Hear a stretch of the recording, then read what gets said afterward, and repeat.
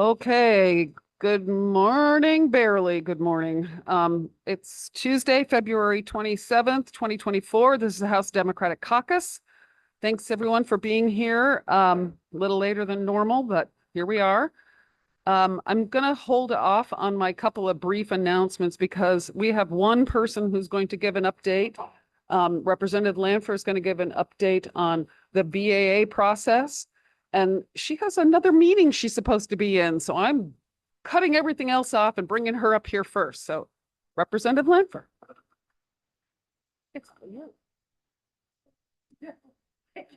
Thank you, Madam Leader. Thank you for inviting me over. You're right. The Joint Fiscal Committee is meeting at noon. I don't have to run that meeting, so I think I can be here for a little bit and said to them I'm going to be a little bit late. So where are we? Some days we're all over the place. Like I said, it gets kind of messy, but I think we're getting really, really close. So here's the timeline. All right. So today at 3:00, the committee at conference for the BAA will return into room 5. And it is our hope and our desire that we have at least 6, 7 items that we're ready to close, and that by the end of today, we will sign that.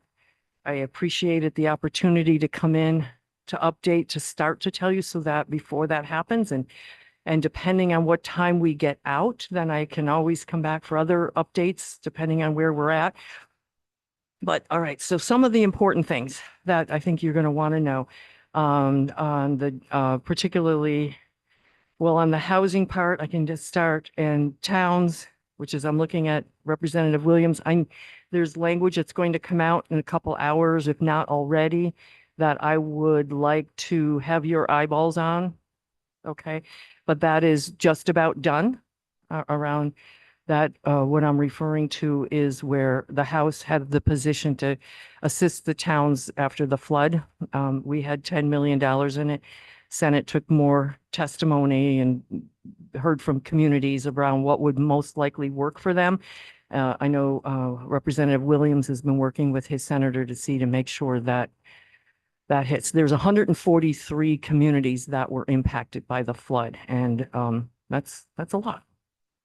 Okay, so on the after school position, the Senate has agreed to what we passed last March. Nice.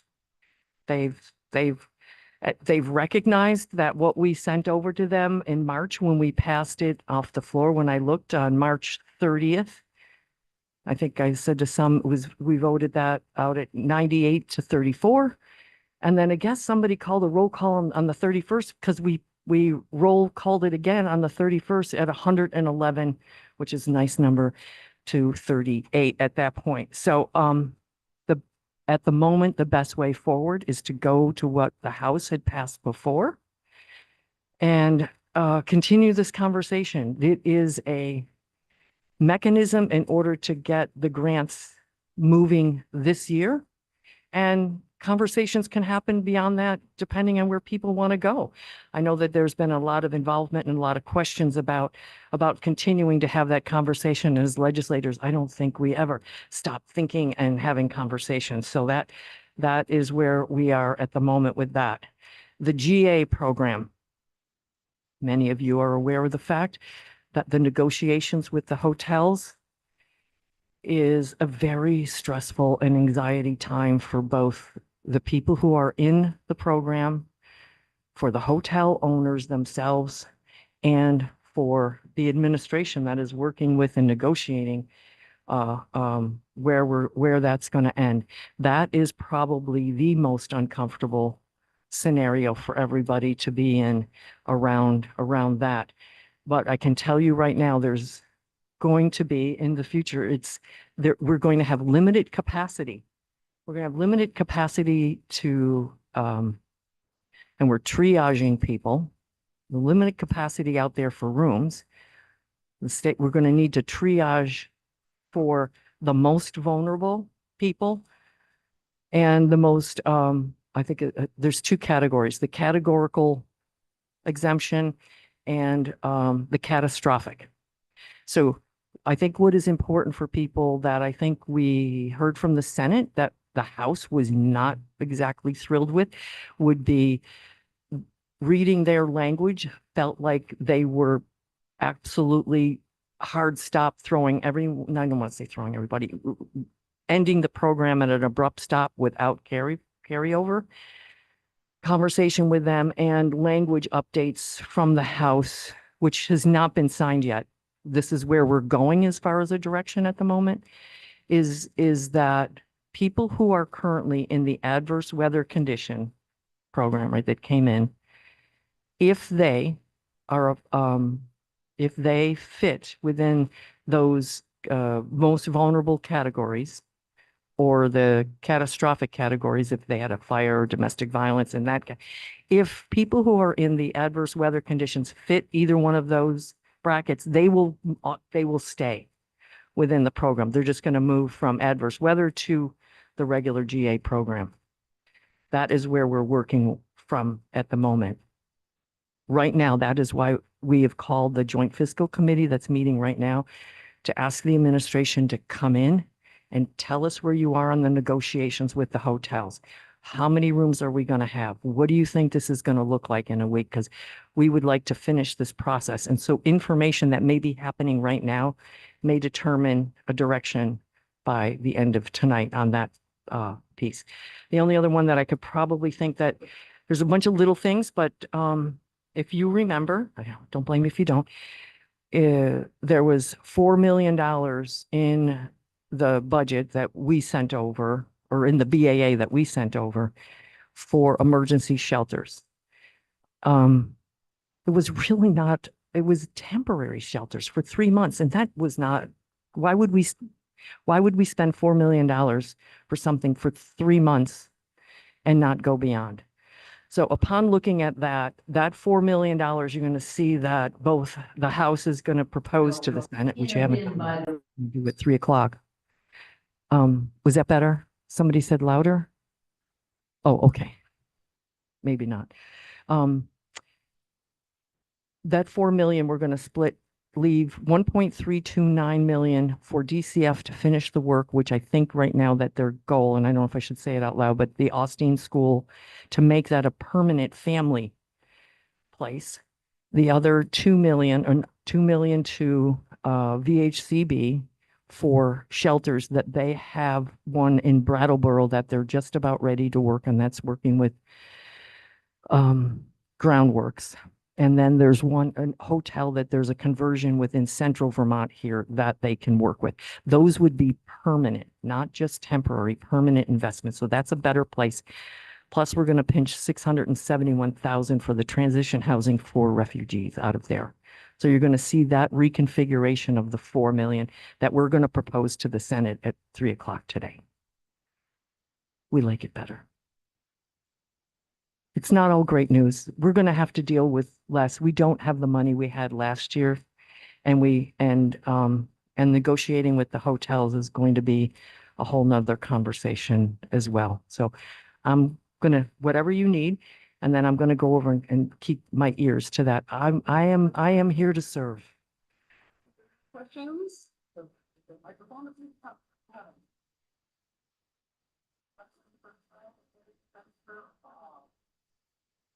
I'm really glad they had that awesome breakfast this morning because it's going to sustain me through the day. All right. Okay. I think they've got ice cream. Hi, yeah, ice cream for Nice. public ed. Edie Granning, Jericho. Hi, Edie. So I think I missed it, but you mentioned the after-school program Yes. and that the funding is going to go through the Agency of Education with DCF certification. How is You're right. We had conversations on Friday about like, what would it be better to move it where at one point it could be at the Department for Children and Families. It could be at the Department of Health because it's a prevention program. It could be at AOE, which is why you see all those people are a part of the advisory for it. And there was concern because there's the situation with the ed fund right now and the next town meeting week and around where that's all going to happen. Was it worth having a conversation to kind of remove that whole construct of prevention money away from having that being thought, that being mixed into that? Was there comfort for that? Well, that's too big of a change to have in the BAA to actually move that. That's a conversation that can continue after. Right now, what the Senate has proposed back to us is the language we passed in order to move the money this year. And then who knows, there could be, but there won't be any surprises if people start to introduce a bill or maybe look at where its placement to keep that program going the way that it was intended to, or people can change it. So I'm not sure I understand how we're making sure that we're not funding discriminatory programs. Oh. That's what I'm trying to understand. I don't, you know, we can try all we can and we put language in there. So the language that came back from the Senate is what we passed with some belts and suspenders around discrimination language that people worked up both in the Senate and in conversations to help to put some belts and suspenders around that. It's in a part of the grant process. Any grantee that the state, whether it's for a prevention program or anything, has the bulletin 3.5 anytime you get state money. But it's very important that in this one, for people to feel comfortable that there is extra measures around discrimination.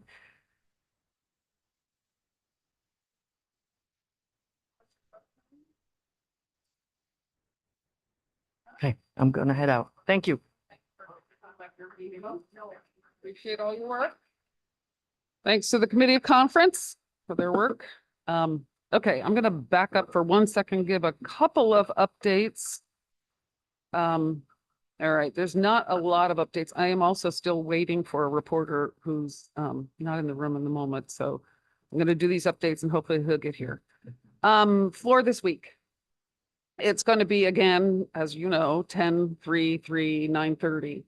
And we expect, I can't guarantee it, but we expect that the week after our town meeting break will be the same, 10, 3, 3, 9:30. But pay attention, because if a whole bunch of bills move this week, we will let you know ahead of time that we could move it to 1 instead of 3 on Wednesdays and Thursdays. That will likely come the week following if we don't move it next week. So pay close attention to any feedback from the Speaker's office and your caucus on this, because it is going to shift at some point. And we're going to have some long floors. It is fairly unusual for us to go this long with having having a floor at 3 o'clock as through a town meeting break. So the floods will, the old gates will open up and bills will start flying. And so expect long floors at some point here, because that's what happens every year. Also wanted to mention, we have our Friday joint assembly. That's at 10:30. And the joint assembly is to elect a sergeant at arms. That's our single item on the caucus. So please be there on time. And remember, when we do joint committees, we operate under Senate rules. So remember that. We've been reminded several times that we operate under Senate rules and joint assemblies. So I'm just reminding everybody again. Let's see. That is it on all my updates, I believe. Cap, did you? Okay. So if we can just hold, we'll do a little recess for, can we pause, or do we want to kill time? Does somebody have questions? I'm waiting for Representative Rice, who's going to give an update on a bill that's coming on neonics. You've heard about it before, and want to make sure that we have a chance. They had to vote on he's late because they had to vote on a bill today, and they had a very short window of opportunity for the Ledge Council to be in the room to vote on a bill. So that's why he's late. Going time. How we doing? Sorry about this, folks. I did text him up. Thank you. Perfect.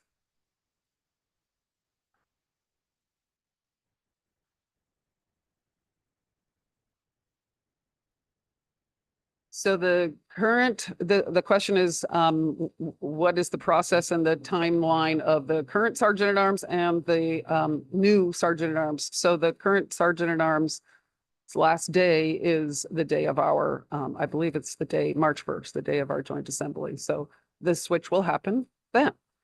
I will say that I believe that our current Sergeant at Arms will be available, thankfully, for a transition period to help support our new Sergeant at Arms, which is, we're all really grateful for.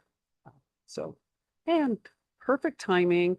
Thank you, Representative Dolan, for dragging this out. Come on up. I already sort of introduced you and even said the bill because thank you for being here. I know you had to be in committee and working. So this is 706, right? Correct. All right, neonics. Hello. Mike Rice from Dorset and the House Agriculture, Food Resiliency Forestry Committee.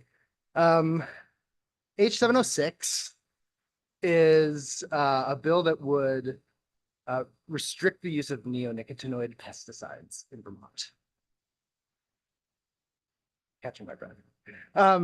So neonics are a class of pesticides, highly toxic to bees and other pollinators. And most often we see them on seed coatings. So basically every conventional corn seed that's planted today in Vermont is prophylactically treated with a neonicotinoid pesticide.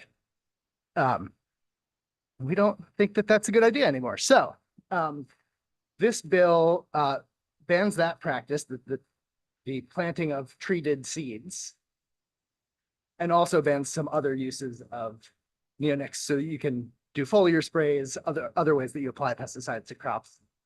The treated seed piece follows the timeline of a ban that was just passed in New York State last year. So we've heard some concern about if Vermont were to do this alone, our farmers don't plant nearly enough corn to sort of push the seed industry to supply these seeds. So we are taking advantage of the fact that our much larger corn growing neighbors to the west have also done this and following their timeline so that we can assure that farmers will have access to the seeds they need. The other things, so the spraying on ornamentals or turf grass, whole list of other kinds of crops that would go into effect in 2025, and the seeds would go into effect in 2029.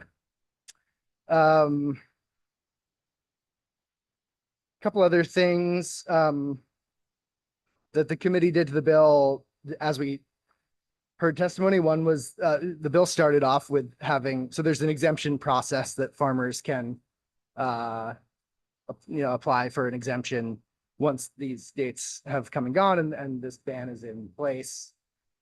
If they can demonstrate, either that they can't access the seed or that they face a particular financial hardship because of these restrictions, that ability to grant that exemption in the bill as drafted was with the Agency of Natural Resources. We heard from them and from the Agency of Agriculture and from farmers all asking us to please place that exemption, that waiver granting process with the Agency of Agriculture, who otherwise are the managers of all pesticide restrictions policy in Vermont. So we did swap that. It had asked for ANR in consultation with Ag. It's now Ag in consultation with ANR for granting exemptions. And so currently the Agricultural Innovation Board is tasked with creating BMPs for the use of treated seeds, the use of neonics in other applications. And we ask them to continue that process so that we will have best management practices in place for these pesticides in the time between now and the effective dates. And then also in the case of exemptions, after the bans go into place. And I think that pretty much covers it. Any questions?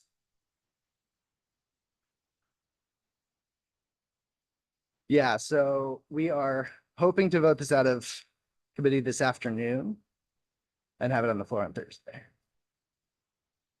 All right, Bucky, comment.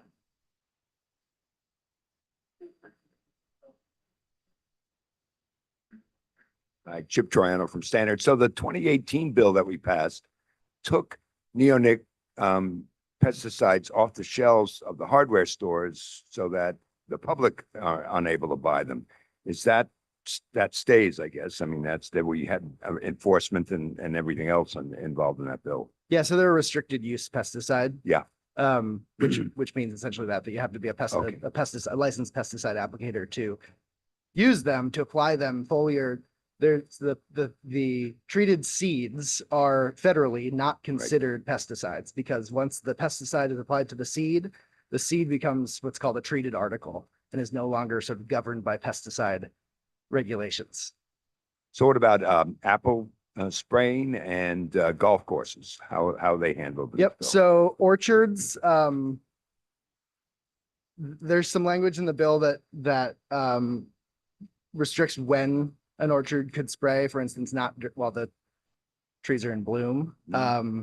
We heard from some folks from orchards saying, first of all, that it would be considered very bad practice to spray when the trees are in bloom, that's sort of covered by the IPM, the integrated pest management strategies that most orchards in Vermont are using. But it remains in the bill.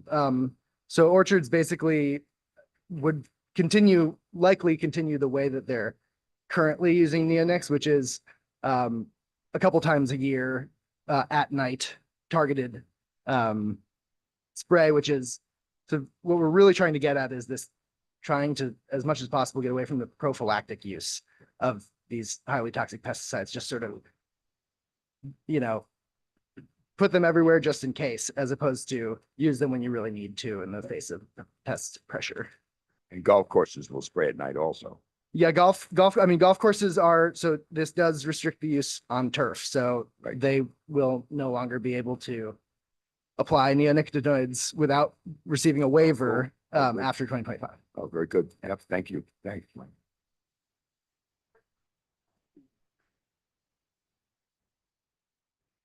right, no thumbs up. Thank you. Thank you. For running back for us. I appreciate everyone's time and effort this morning. I know it's been a little bit crazy. Floor went a little longer than we thought, but that was it. All I have. If you have questions about any of this legislation, please go to the bill reporter, come to leadership, do whatever. But that's it for today. So have a good